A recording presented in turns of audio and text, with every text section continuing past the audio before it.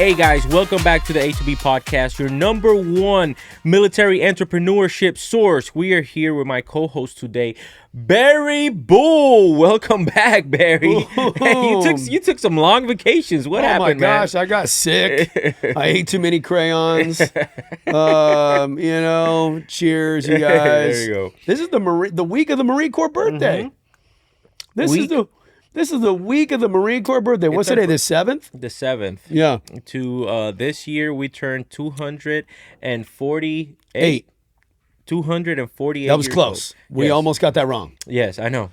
I know. I was in boot camp during my first Marine Corps birthday in 1998. What was that, man. like 25 years ago, 26 years ago? Yeah, that's crazy.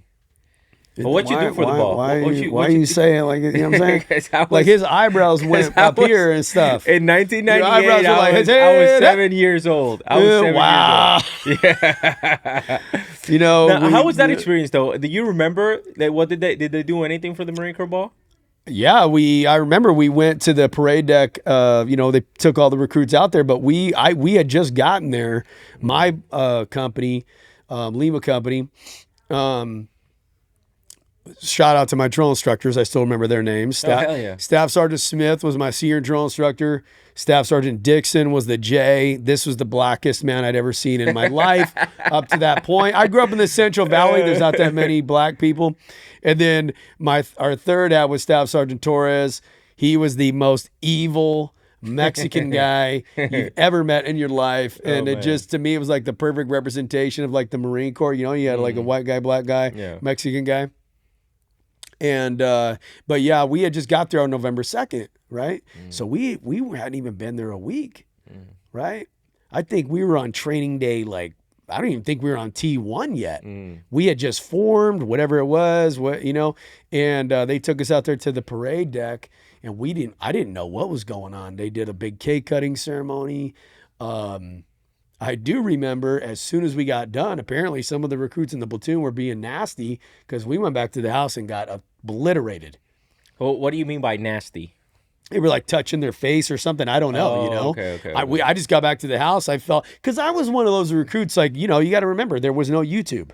Yeah, you didn't know. 1998, that was the year Google was invented. Okay, gasoline was $1.16 a gallon in the country. All right, the biggest scandal was Bill Clinton and Monica Lewinsky.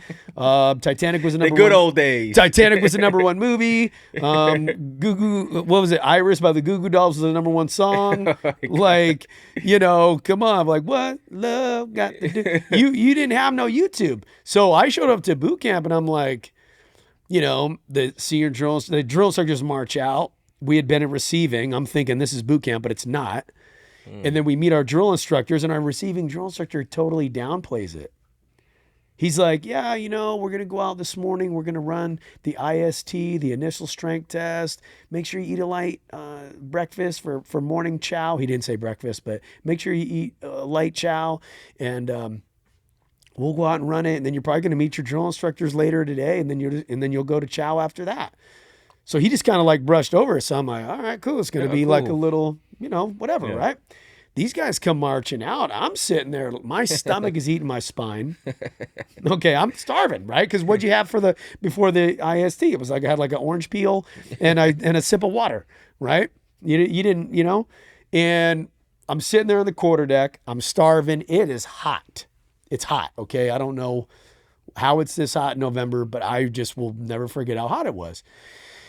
And these guys come marching out of the dude. I'm not listening to the series commander. The guys, he sounds like, I don't even know, man. He's like, how's it good, recruits? My name is Series Commander. I'm just want to let you guys. And I'm just like, who's this guy? He's, nobody, right? Obviously. Yeah. He's not a drill instructor, so he doesn't mean anything. Right. That's not true if you're an officer out there and you're watching. Look at Jose's enjoying this story. Yeah. So we're sitting there, right? And I'm like midway back. I'm right in the aisle. Like, you had recruits on the left, recruits on the right, and then you had the little walkway, right? I'm right in the walkway. And the drill instructors come marching out. And I'm like, okay, that was a little excessive. You know what you did. right? You're marching out of the room right here. That's right here. It's right here. Yeah. You're marching out, Yeah, right? It's being loud as hell with their loud, feet. you know, forward. You know, and I'm like, are we from the mountaintops? What is this? You know, these guys, they come marching out, and I'm thinking like, whoa, we are sharp and crisp. I love it, man. You guys really got a good thing going here. You know, I'm glad I signed up, right? And then the senior drill instructor starts talking, and I'm not really, you know, listening too much, right? I'm still thinking about food.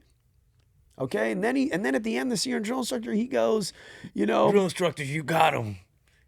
He waited for the last part to get the loudest, you know, where the senior drill instructor says, you know, be proud of yourself and the uniform that you wear. Above all else, never quit and never. And he's screaming, and I'm like, you have emotional problems, right? Right? And then he turns around. Yeah, he turns around. Drill instructors take charge and turn these recruits into United States Marines. And they're, I see your drill instructor, right? And then, you know, the J, Staff Sergeant Dixon, because you had a J speech. So he does his whole thing. He is screaming the entire time. My heart rate's elevating, right? Yeah. And the next thing I know, get up and get online right now. And that's when they unleashed the green belts. Yeah. And how many? What was your team? Two. What was your team? Yeah, three hats total. 3 hats total? Yeah, senior drill instructor, Staff Sergeant Smith, senior drill instructor, Staff Sergeant Dixon, and then drill instructor, Staff Sergeant Torres. And those two green belts, when he said, get up and get online right now, I mean, I don't know if these guys. How big was your platoon? When we got there, it was like 80-something. Yeah. That's big for 3 drill instructors. But these guys were putting hands on people right away. I'm like, these guys either have a second job as a chiropractor or they're trying to do some spiritual healing in here. You know what I'm saying? I'm like, we haven't done, seriously, I wanted to stop and just be like, okay, dog, we haven't done anything and you're this mad. You know, come on, man. They have counselors for that kind of stuff, bro. Yeah. And of course, my last name starts with a B. So, you know, I'm roll call number 5 right there, you know, and they're running around just, you know, and we end up making it to chow. You know, I don't even think we even got to eat anything, but, you know, Semper Fi, Staff Sergeant Smith, Staff Sergeant Dixon, Staff Sergeant Torres. Hell yeah. Watching. Hey, and shout out to all the drill instructors in South Carolina, Paris Island, and freaking MCRD. I didn't know that was in South Carolina. I thought Paris was in, you know, oh my goodness, was in Europe, and I thought that was awesome that you guys trained. He don't even know where half of the Marine Corps trained. Yeah, well, because it's not important. Yeah, well, the real Marines, you know what I mean. It's not important, and that's a fact. I'm sorry. Anyways, Barry, I am sorry for alienating. Hey guys, and you see, I don't think we've even started the podcast yet. I swear this is totally unscripted. Yeah, we wanted to talk about something different, but now I want to before we get to the first topic subject that we're gonna talk about. Okay. So I want to talk about something that has been happening to me. I want to share this with you. Oh, Lord, guys. Okay? Buckle your chin straps. I want to share something with you. What has been happening to you, Albert? I want to share something with you, right? So I've been getting some messages from this middle-aged women, several of them. Probably, I would say in the vicinity of 3. You guys, Albert is married.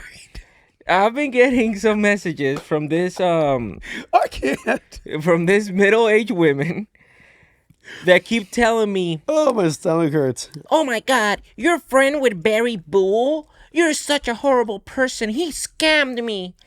And I'm like, lady, what do you mean? I shouldn't laugh. Yeah. So it's like, lady, what do you mean? It's like, Barry Bull told me that he loved me and that he wanted to go out there and move with me. So I sold all of my stuff and now, you know, yeah.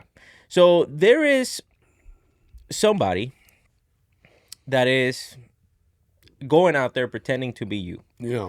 And there is a lot of women out there. And maybe some men, they haven't come out yet, but maybe some men. Albert took it there. I didn't know we were so that are being scammed equal opportunity by someone that you that is impersonating to be you, right? Uh-huh.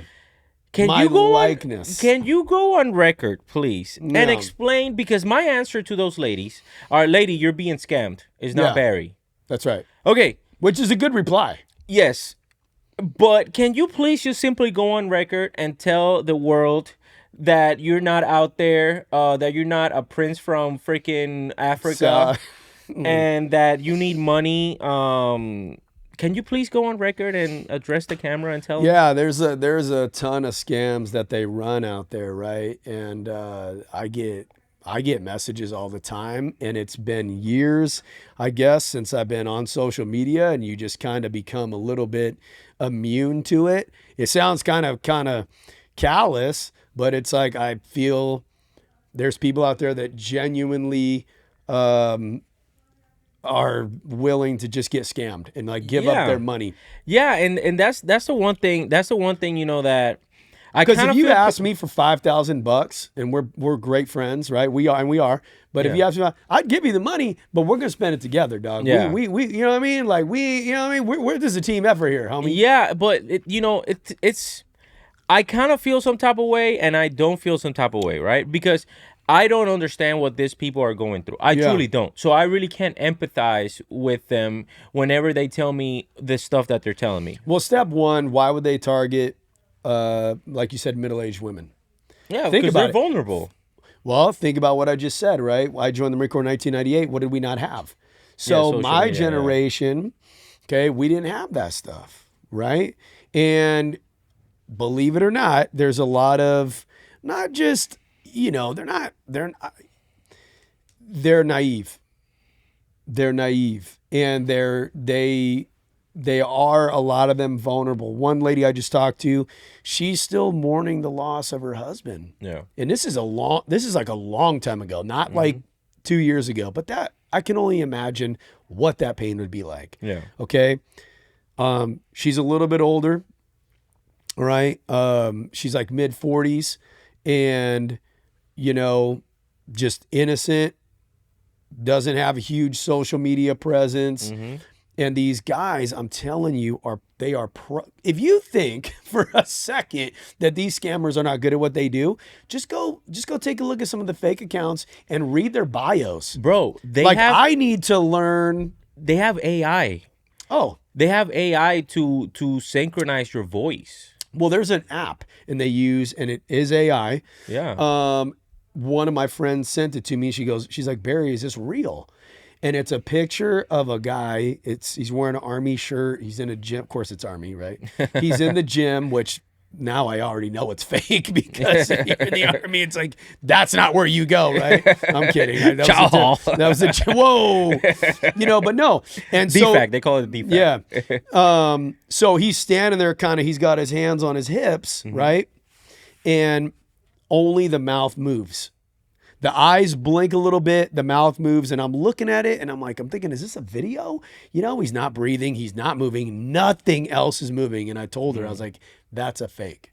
You know, that's a fake. So they use stuff like that, right? Yeah. They're very good at voiceovers. Yeah. Some of them are terrible at it, but some are good. And I've seen them take videos of mine, okay? And what some women will do is they'll go on and they'll be like, well, this isn't on your page. No, it's not on my page, but they screen record my story or things of that nature, right? And then they do a voiceover. And some of them, I've been like, wow. Yeah. So yeah, I only have my social media accounts. Like, I'm not going to message you and say, hey, I'm in Syria and I want to take leave, but the military makes me pay for my plane ticket and I don't have any money. Like, that's not going to happen. Yeah, exactly. So the one lady, she sold 185 acres. It was over 100 acres on the East Coast, worth millions. Sold her house, $400 to $500K. She's ready to come to California and start a life with Barry. Yeah, I mean, these guys will keep these women on the line for years sometimes. You know, think about it. Imagine like 5 dudes in a sketchy hotel room and they're all they got hundreds of fake profiles. They're talking to hundreds of women. You know, why would you stop that? yeah, and like I said, you know, I feel some type of way about it, but at the same time, like, ladies, y'all need to ensure that you do the right things, because I'm telling you, man, like I get at least 3 to 5 phone calls or text messages with different women reaching me out to me, and I'm like, ladies, please watch this and know that it's not Barry, and then when you contact me, I'm just gonna tell you, lady, you're just being scammed, and I'm just gonna leave it at that. I always direct them to Scam Haters. Scam Haters is like one of the best pages. I'm sure there's other pages out there. They've had my back from day one, and they'll sniff out any scam. Okay. You know, because you get it's a different. Here's the thing, it's not always like, hey, give me some money. They will ask for other things that have monetary value. Can I have some gift cards or whatever? Or it'll be something where it's like, if you know, I'll send you $100 and then you send me back freaking $1,000 or something like that. And now we're exchanging banking information. So now I've got your banking information. Well, guess what? I got you. Right? Oh, damn. I got you. Or it'll be click on this link. Right? And now I can get all the passwords to everything in your phone because I just installed some, spyware on your phone without you even knowing it. Damn, That's why you never, crazy. I don't ever click on links, man. You know, where they'll message you in your DMs on Instagram and it'll be like, would you like, but now you can pay for the blue check mark. They'll be like, would you like your verification or whatever it is. They'll offer a service, right? What's the one now? It's like, can I do a mural, artwork of one of your pictures on your page? And then of course it's going to involve money, and you just got to stay away from this stuff, man. I make people prove to me who they are. Send me a video of you saying, hey, Barry, I just wanted to wish your cat Sparky happy birthday. And do you have a cat named Sparky? No, I don't, but I make him say something so ridiculous that you couldn't make it up. Oh, got you. Yeah. Okay. So I don't know. Got you. Okay. Well, ladies, there you heard it. It's not Barry, okay? So please stop being scammed. Now, let's move on to the first topic that we wanted to talk about in this podcast, which is you've been very vocal with everything that's been going on, with Israel and Palestine. There's a lot of things going on right now over there with that conflict. What is your official take on that situation? What do you mean? Like, you mean who do I stand with, or like Let's start with military? That, yes. Yeah, let's start with that. Military wise, well, for military, I think especially we're Marines. It's like you need to be ready, right? You got to be ready. You need to be, and it starts with your physical preparedness. All right. So if you're in the military, if you're in the Marine Corps, that's your number one job. Don't get so wrapped up in what you see on social media that you lose sight of your job. Exactly. Okay? True. Very true. And because remember, you got people that their lives depend on you and vice versa. So you got to take that seriously. You should be training really, really hard because things keep escalating like we just talked about. We just sent over a nuclear sub, right, to the Persian Gulf. Yeah, but now I'm going to go back to that, but I do want to ask you another question so that way I can kind of build up to that final question. Yeah. So obviously you served for 23 years. Yep. You were in situations like that. What advice do you have for those Marines right now, or in reality, all service members that got activated to go support that conflict that is going on right now between those two countries? Yeah, like I said, don't get wrapped up in what you see on social media. Remember, you're doing it for the servicemen and women to your left and right.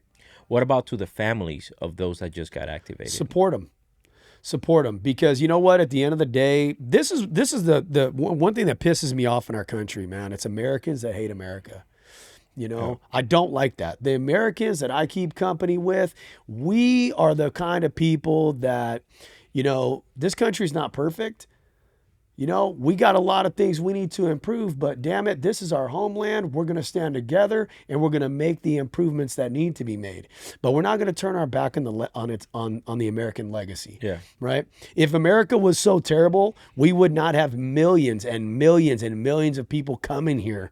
Yeah. Okay? Just day after day, week after week, month after year after year, it wouldn't be happening.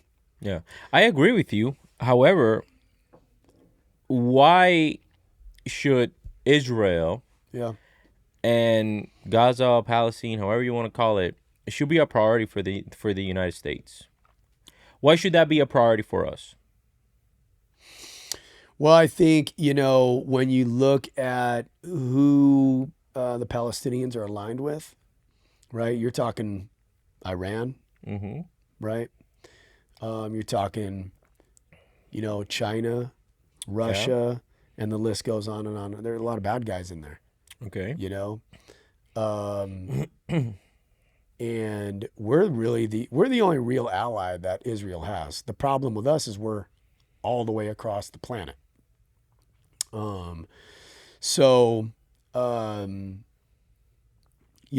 As far as supporting Israel, we're not even. I have questions about this whole thing. Okay. I got questions. Okay, some of the questions I've been asking, and it's going to make people mad, but I don't care. Why does Israel have more of a moral responsibility to protect the safety of the Palestinians than their own government, which is Hamas, which they elected? Yeah, but Why is Israel more my responsible? question remains the same. Yeah. What are we talking about? Why us all the way across the world? Yep. In some freaking office in literally in California. Why are we talking about this? Why are we talking? Why is this a priority for us? Yeah. Why is this a priority? Like because what I want to I think that's a valid question. I mean, we're the only ones standing between Israel and the bad guys. Are we the only ones standing in between Ukraine and Russia? What made Israel and Gaza now a bigger priority than Ukraine and Russia? Are children all of a sudden stop dying in Ukraine? No, right? Then why is that not being covered anymore? It's a good question. That's my question. Not only that, let's talk about something here in the United States. Let's talk about the soul of the border. The border crisis is not a crisis anymore. Oh yeah, well we can't even secure our own border. That's what I'm saying. And then we are out there focusing on a different border instead of, because we all have our different. Yeah, but does issues. it matter that our border is our border secure in your opinion? It's more secure than Israel and Gaza. I'll probably tell you it's probably more secure than a lot of other countries. How do you feel as a Hispanic man about the border? Is the border secure? Immigration, because Well, let me just begin with this. I'm not from that part of Mexico, okay? I'm from a little part of Mexico. It's called Puerto Rico. I'm kidding, guys, okay? Puerto Rico is not part of Mexico. Wow. It's just a lot of people always It's an island. Make fun of it. Yeah, it's an island. It's called Commonwealth. Also known as a colony, but we'll talk about that, I guess, later. And yes, we have our own problems. There's children right now, young women that are literally going into sex slavery in 2023 in our own backyard. You're talking about the southern border. I'm talking about the southern border. Yes. So we should secure it. We should definitely. And how do you do that? Secure it. How do you do that? Well, I mean, definitely. Because everybody's waiting for you to say wall. No, I'm not gonna say not necessarily wall. You know how big that border is. It's huge. And just not only that, if you put a wall, you're gonna have to put a 100-foot wall, because think about it. I've already seen thousands of videos of people with a big ass ladder or finding ways of going across it. No, in my opinion, my very humble opinion is. Yeah, but what do you say to all the people that, hey, you guys stole this land? But I'm gonna get to that one, but. We need to invest in the people that protect our border. Whether it'll be Homeland Security, where it'll be Border Patrol, where it'll be whoever it is that is actively protecting our border that's who we need to be. That, and not only that, we also need to be like Donald Trump said. We also need to hold, the Mexican government responsible for everything that is going on. For them to take their share of the actual pie, because this is something that quite honestly has been going on for way too long, and I feel that conflicts like the Israel, versus Palestine, Ukraine versus Russia, and next is going to be North Korea, or it's going to be Iran, because that's how the cycle always goes, right? And then it's going to deviate the attention from what, in my opinion, should be really the focus, which is us. Like how do you feel about that?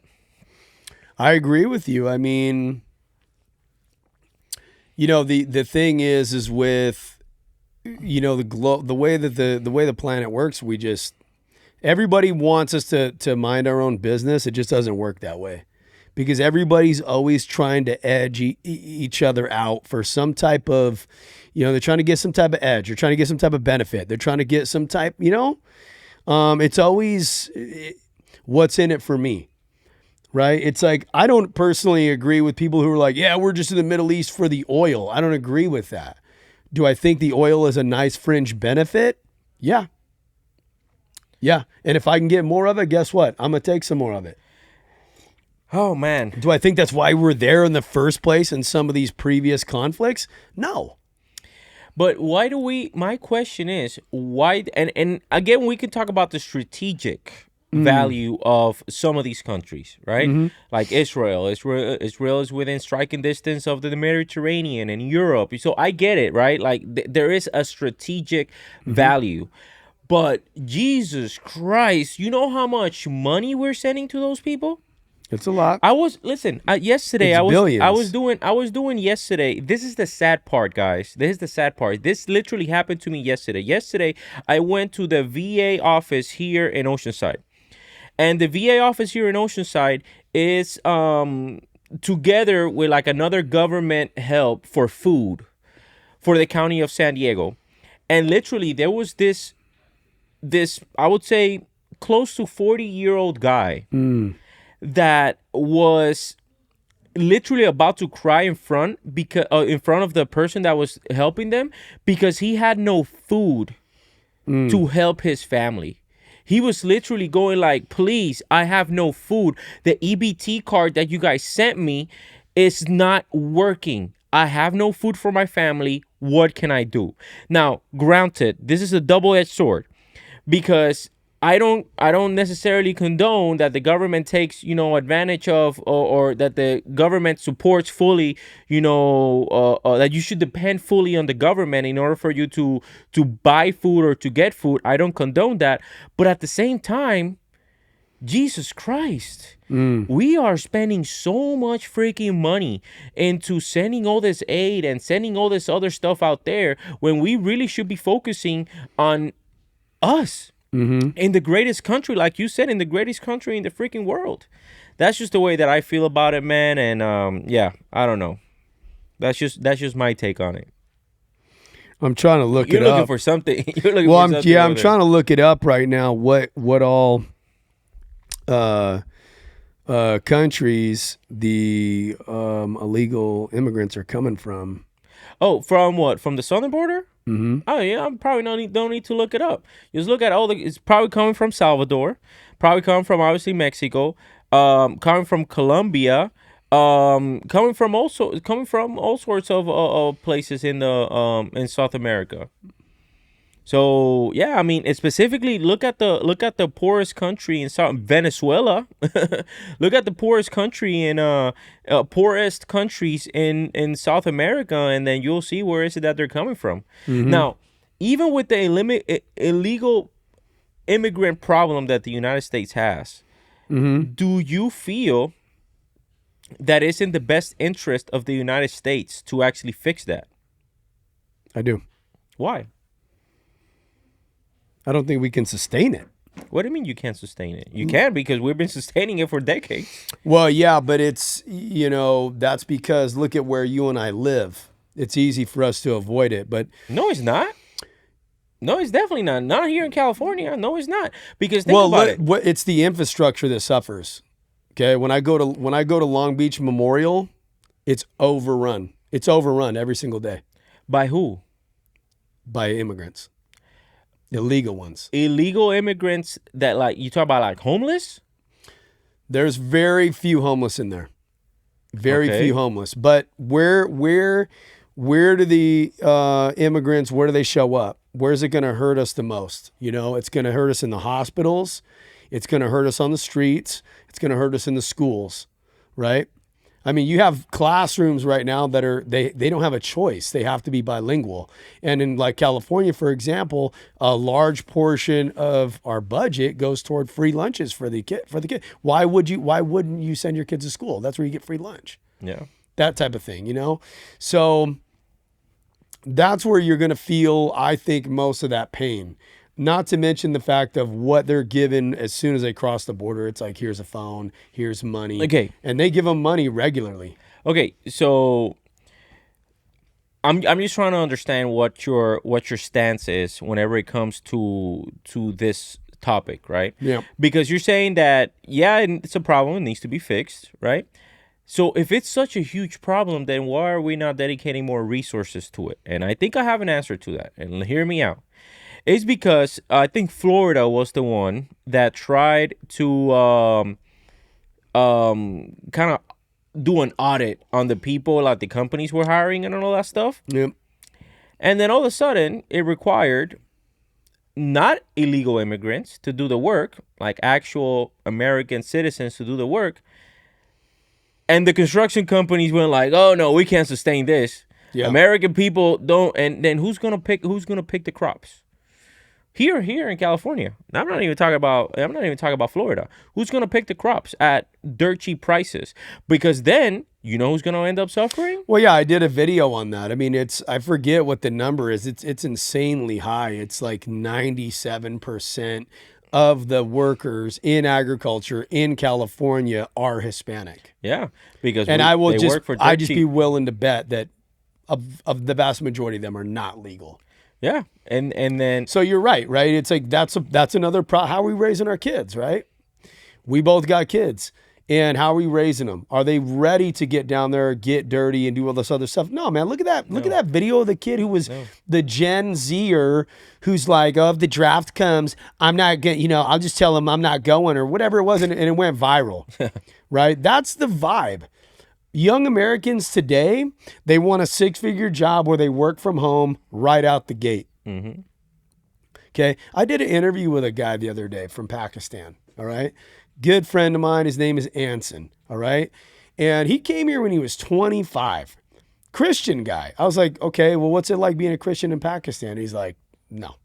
Like, seriously persecuted. Okay. Just whatever. Right. Yep. 25 years old, comes to America. And I said, I actually got it in my notes right here, but I said, what do you love about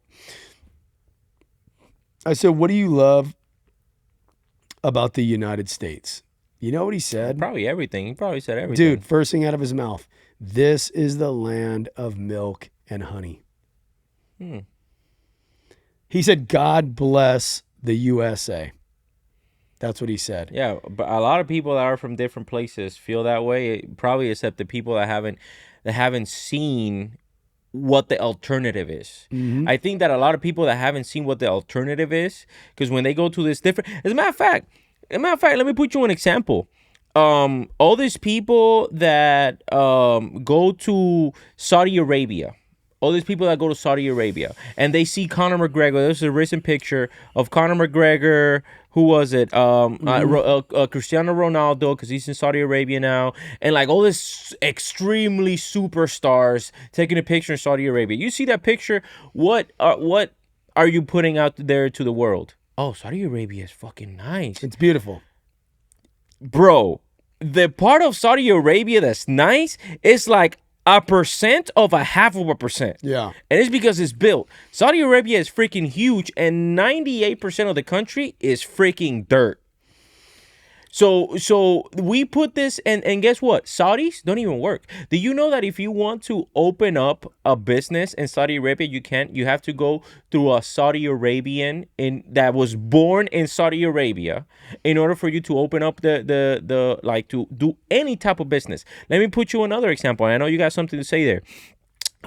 When I was out there on deployment, my job was distribution management. So what we had to do is we had to work with the host country, whether it'll be Kuwait, whether it'll be Saudi Arabia, whether it'll be whatever country we were at, right? In order for us to receive our packages in a timely manner. So our part of our job was during the transition, we had to transition from Kuwait to Saudi Arabia. Okay, in Kuwait, the infrastructure was fully set because obviously we've been in Kuwait for like 20 something years, right? Yeah. But in Saudi Arabia, that's not necessarily the case.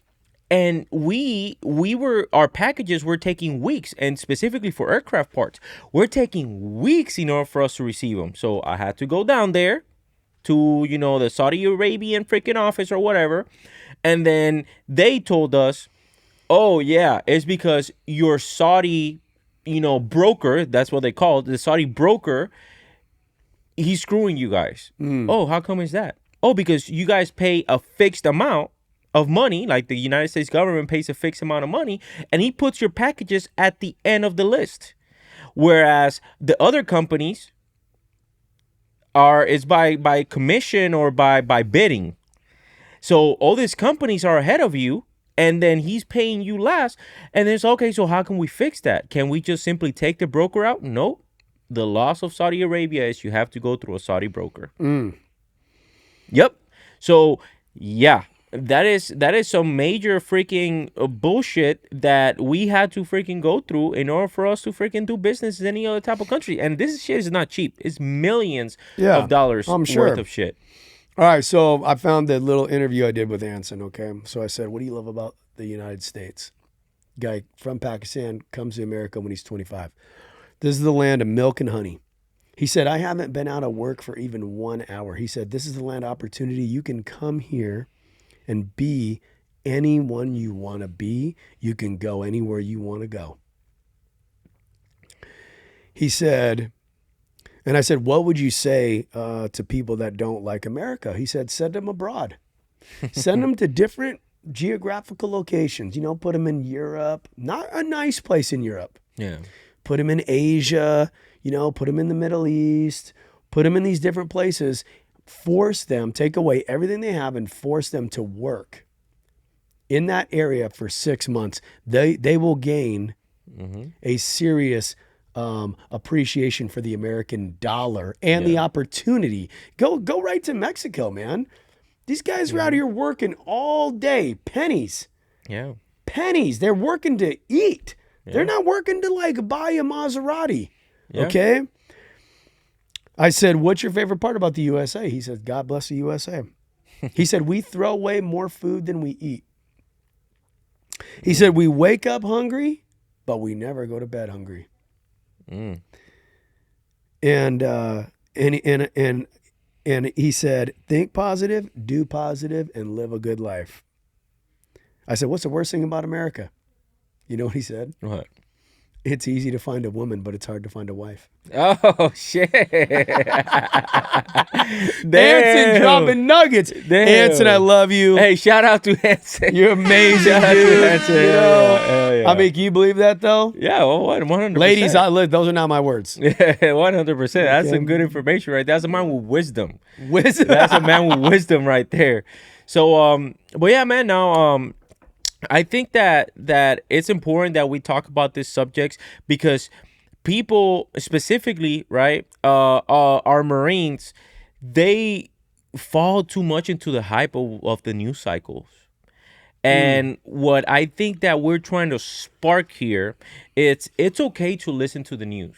It's okay. Yeah. We cannot demonize the news cycles unless you're CNN, you're fake news. But but if you we don't want to demonize any type of news. Take what CNN is saying. Take what CNBC is saying. Take what Fox News is saying. And then after that, do your own research into things that you're passionate about and come up with your own conclusions. Because that's what happens. There's a lot of people out there, and this happens in all types of news cycles. Happen with the real estate cycle. Happen with what's going on in Israel and Gaza. Happens with what's going on in Russia and Ukraine. Ukraine, I was never like super pissed about.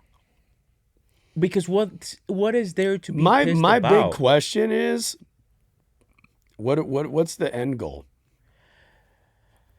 And this is all this stuff. You see, if in case that you are not familiar, and again, and I hope that you take this information and that you do your own research, and this is what information that I'm giving you is based on my own research that I've conducted over the many years that I was in the military. Right, all of these wars that the United States fights are called proxy wars. And that is a way in order for us to show, force or to fight a war without us having to fight a war in our own homeland. Sure. Okay. So, and the reason why this happens is because why do we have South Korea as one of our allies? And why do we have every single year? Why do we have a big training exercise that we do right there by the DMZ? That is to show North Korea like, hey, we're here, we're standing with South Korea, a show of force, basically. It is, yeah. Same thing happens with our, with Saudi Arabia. Same thing happened with Kuwait. Same thing happens with Australia. Same thing happens with all of these countries that we are at. And we do these things as training exercises, but in reality, this is just simply a show of force. Yeah. So we need to understand the reason why we're doing these things is to show force around the world to let people know, like, hey, listen, you can't be messed with. Another part, this is also based on my research, and I'll put this example. I'll put this point as an example. We did a training exercise called Native Fury in 2020, right? And in this training exercise, we were doing it with the UAE, right? United Arab Emirates. Got it. Okay. So we were doing this training exercise, and as soon as we landed in the airport, they took us in these buses, and in the buses, they took us to a huge tent, which we were to spend the night, and then they will take us to our actual FOB, right? Forward Operating Base, for those of you guys that don't know. So what happened was I asked, and I was like, damn, this shit looks expensive. It would surprise you for one tent. I would say, I don't know. Let's say 100-foot tent, 100 foot by like 20, right? How much money would you put that a tent costs? $5,000. 5,000? Try $1 million a week. Try that. A 3-month. A 3-month exercise. It costs the United States government $1 million a week in order for us to operate just that one singular tent. Yeah. So the other reason why we do this training exercises and this show of force is in order for us to pump aid to the other countries without us having to provide aid to the other countries. So imagine if it's just simply, if it's not only the aid that we give them that it's like legit aid, but also in this training exercises that the military does. How much money you really think if we were to add all those things up, we're really giving to these other countries? Yeah, billions. And that's the part that pisses me off. It's okay, man. Like, I get it. Like, we want to keep him happy. We want to keep him cool. But to what point do we start bending over and be like, nah, dog, like, we're doing more for you than what you're doing for us. If you want our protection, when do we get our return on investment? And that's why Trump was so hated. Well, yeah, we really don't get a return on investment. We're the gift that keeps giving. But that's what Trump was saying. But everybody hated him and demonized him for saying the truth. It's like, listen, these countries are freaking taking advantage of us. We're pumping billions of dollars into their economy, and when do we get our return of investment? Yeah. You think he's getting reelected? We'll see. That's also something that's been extremely quiet. I haven't seen anything. He's on trial. Yeah, but I mean, he's on trial, but I haven't seen anything. What do you think is going to happen with that trial? I don't think it's going to amount to anything. Oh, well, you'd be surprised. This is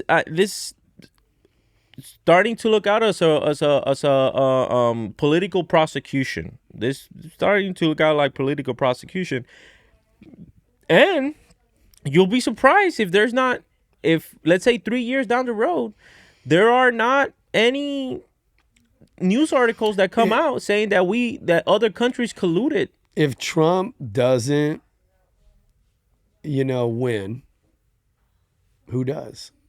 I mean, because here's the thing. You know what? Biden has already said he's going to run again.